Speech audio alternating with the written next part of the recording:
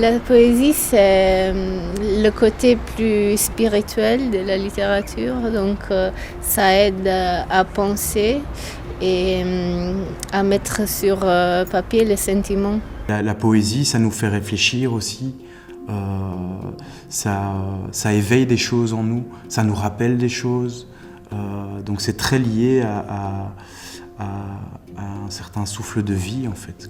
Je pense que la poésie est un moyen de s'exprimer et aussi pour les gens qui sont timides ou qui n'osent pas trop parler, mettre quelque chose sur papier, c'est ouvrir l'esprit. Et ça peut aussi être thérapeutique. Pour moi, la poésie c'est vraiment prendre quelques idées, prendre quelques émotions et construire une dimension, un milieu où tous ces sentiments, où tous ces idées peuvent interagir l'un avec l'autre dans une certaine harmonie. Sin poesía no hay ciudad. Sans poésie, il n'y a pas de cité.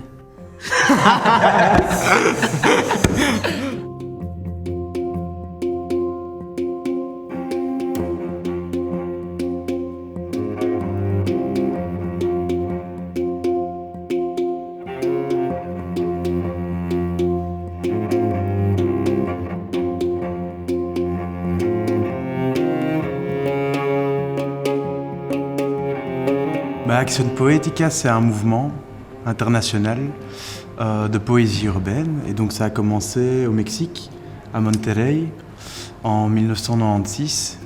Donc c'est un poète, Armando Alanis Pulido, qui, suite à un constat par rapport à sa ville où il y avait beaucoup de violences urbaines liées à des conditions de précarité, beaucoup de pauvreté et tout ça. Et il avait envie de réagir par rapport à ça.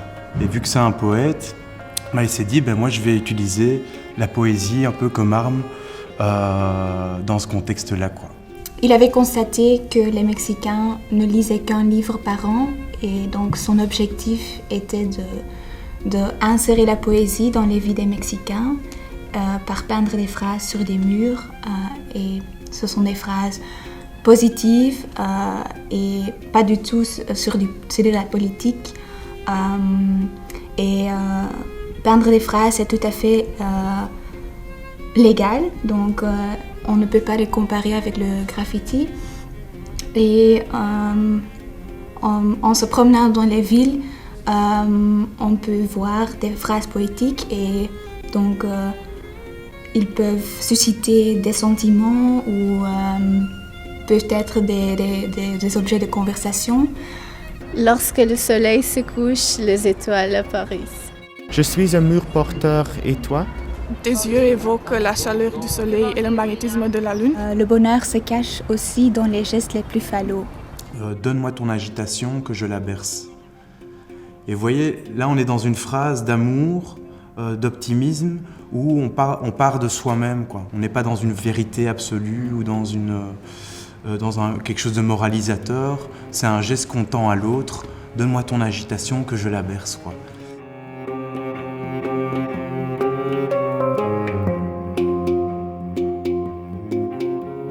Cette recherche, parce qu'il s'agit d'une recherche aussi, arriver à inventer ou reprendre des phrases poétiques d'amour et d'optimisme où on ne tombe pas dans un côté moralisateur. Parce que c'est ça aussi la difficulté, c'est de ne pas tomber dans des messages qui moralisent les gens. Et donc dans des grandes vérités, quoi.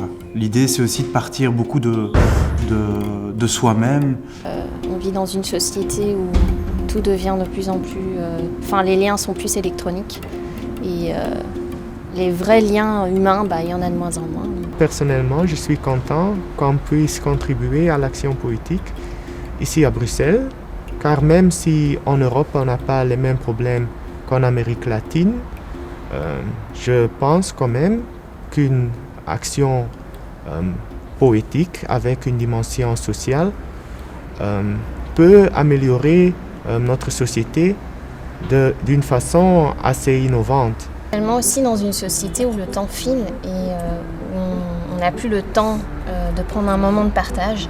Et c'est pour cela aussi que je trouve qu'il est important de participer au projet Action Poétique, justement pour permettre aux personnes de s'arrêter un instant et de partager ce qu'on a à dire à travers ces poèmes. Et je pense que ces poèmes peuvent être une source de remise en question et de réflexion pour les gens.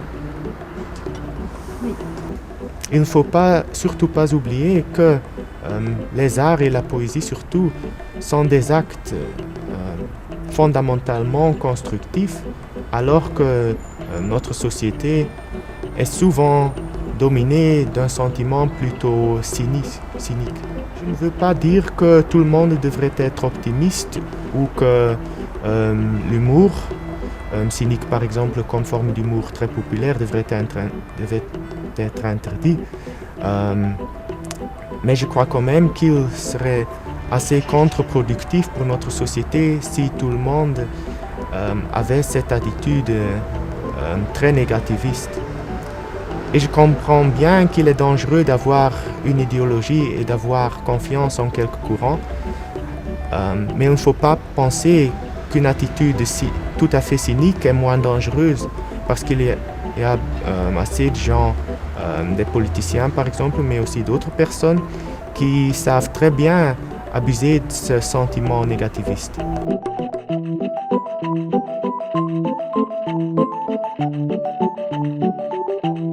Le bonheur se cache dans des petits gestes et c'est pour tout le monde, c'est différent. Et pour moi, donc, c'est des choses, des gestes qui font danser notre esprit, notre âme. Et je pense que pour tout le monde, c'est différent. Pour moi, ça peut être mon copain qui me sourit. Pour vous, ça peut être votre fils qui joue dans le jardin ou même un sourire de quelqu'un. C'est des choses tout à fait personnelles. Et je crois que notre phrase nous permet que tout le monde interprète la phrase d'une façon différente. Et alors, si je dois expliquer ce que la mélancolie et l'absence qu'il y a dans ces phrases m'évoquent, je dirais que la mélancolie peut être là même si il y a la présence et l'absence aussi, elle peut être là même s'il y a la présence. Donc il y a différentes manières d'interpréter la phrase. C'est un mouvement qui se veut aussi autonome, dans le sens où toute personne qui a envie d'initier ça dans sa ville, dans son quartier, dans sa campagne, peut l'initier, quoi.